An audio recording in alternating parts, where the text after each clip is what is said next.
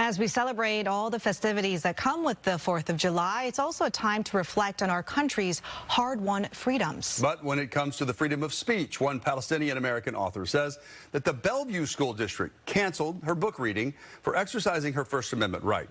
She spoke with FOX13 News reporter Andy Wong on how she fears her experience will ripple through the community. A gift to remember us and Palestine.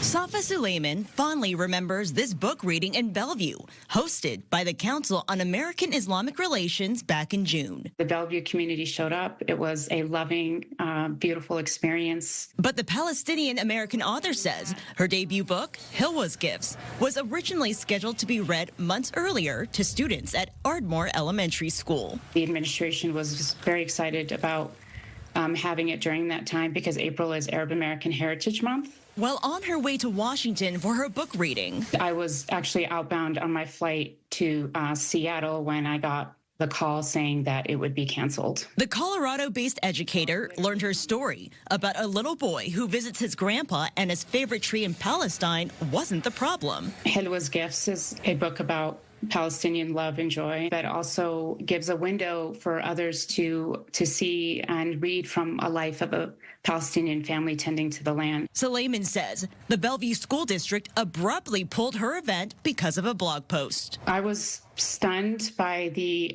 cancellation. I felt it was hurtful and cruel. In a statement from the Bellevue School District, it says in part, given the sensitive nature of the blog post and its direct accessibility to students and families engaging with the book, administrators determined that the visit could lead to significant disruption. The post in question is this one, titled, "My Tax Dollars Were Used to Kill My Family," detailing how Suleiman's family was killed in Israeli airstrikes in 2023, along with her perspective on the conflict between Israel and Palestine. We're experiencing a genocide right now. A blog post linked on Suleiman's website, but has no relation to her book. I feel that there was nothing that was in the post that could justify this action.